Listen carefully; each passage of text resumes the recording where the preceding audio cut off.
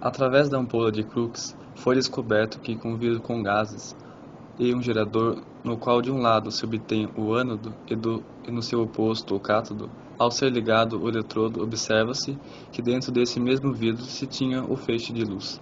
Esta iluminação observada era gerada pelos choques dos elétrons, que ao atravessarem o tubo se chocavam na parede do vidro, podendo assim ser observado. Dando continuidade à mesma ampola, Joseph Thomson fez uma descoberta sobre o átomo, que os raios eram sempre desviados indo na direção do eletrodo, com carga positiva.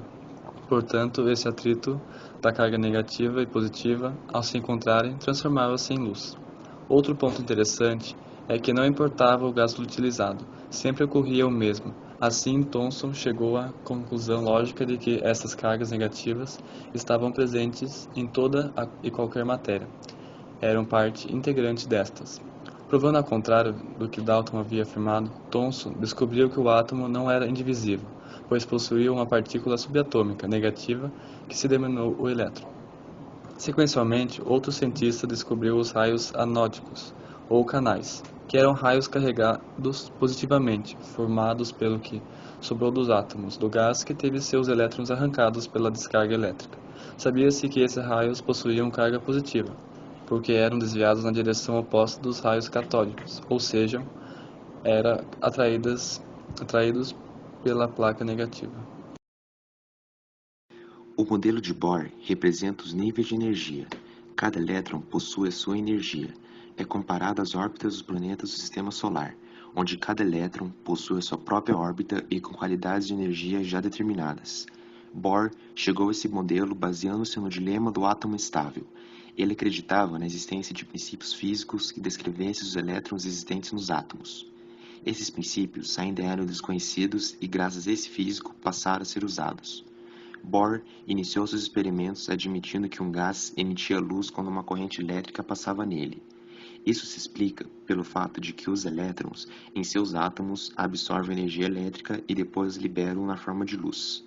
Sendo assim, ele deduziu que um átomo tem um conjunto de energia disponível para seus elétrons, isto é, a energia de um elétron em um átomo é quantizada. Esse conjunto de energias quantizadas mais tarde foi chamado de níveis de energia. Com essas constatações, Bohr aperfeiçoou o modelo atômico de Rutherford, conhecido como modelo do sistema planetário, onde os elétrons se organizavam na eletrosfera na forma de camadas.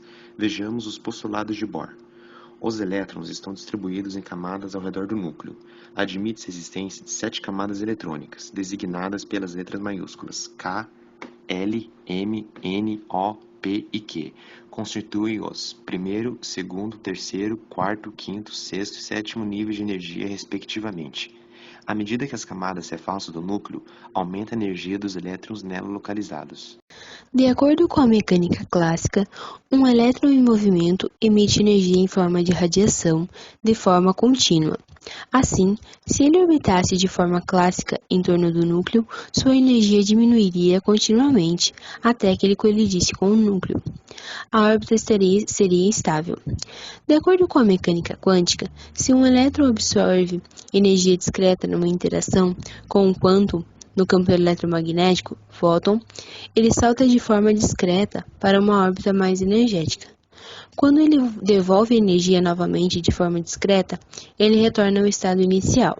Uma vez que um elétron ligado pelo potencial coulombiano, hidrogênio, tem energia bem definida, suas órbitas são discretas, o que impede que ele colida com o núcleo. E ainda, a energia do elétron nunca se anula, as órbitas são estáveis. A energia emitida ou absorvida por um sistema atômico não é contínua, como mostrado pela eletrodinâmica, mas se processa através de transições do sistema de um estado estacionário para algum outro diferente. Bohr chegou à teoria do modelo do átomo quando refletiu sobre o dilema do átomo estável. Ele acreditava na existência de princípios físicos que descrevessem os elétrons existentes nos átomos. Tudo começou quando ele admitiu que o gás emitia luz quando a corrente elétrica passava nele. Isso se explica pelo fato de que elétrons em seus átomos absorvem energia elétrica e depois liberam na forma de luz. Com isso, ele deduziu que um átomo tem um conjunto de energia disponível para seus elétrons, isto é, energia que um elétron e um átomo é quantizada. Esse conjunto de energias quantizada mais forte foi chamado de níveis de energia. Mas se um átomo absorve energia de uma descarga elétrica, algum de seus elétrons ganha energia e passam para um nível de energia maior. Nesse caso, o átomo está em estado excitado. Para que possamos medir a posição de um elétron, por exemplo, precisamos vê-lo, e para isso temos que iluminá-lo, princípio básico da óptica geométrica. Além disso, a medida será mais precisa quanto menor for o comprimento de onda da luz utilizada. Nesse caso, a física quântica diz que tem energia proporcional à frequência dessa luz. Portanto, para medir a posição de um elétron, precisamos incidir sobre ele um fóton bastante energético, já que quanto for maior a frequência, menor o comprimento de onda do fóton. No entanto, para iluminar o elétron, o fóton tem que se chocar com ele, e esse processo transfere energia ao elétron, o que modificará sua velocidade, tornando impossível determinar seu momento com precisão. Esse princípio, proposto por Heisenberg, se aplica somente ao mundo subatômico, uma vez que a energia do fóton transferida para um corpo macroscópico não seria capaz de alterar a posição. O princípio da incerteza diz que ao definir a velocidade de um corpo, perdemos a noção de sua posição, e o modelo de Bohr diz que o átomo tem elétrons que ocupam níveis de energia discretos e definidos. Dessa forma, perderia informação da posição do elétron ao definir o nível de energia. Então, não existe uma contrariedade entre o princípio de Heisenberg e o modelo de Bohr.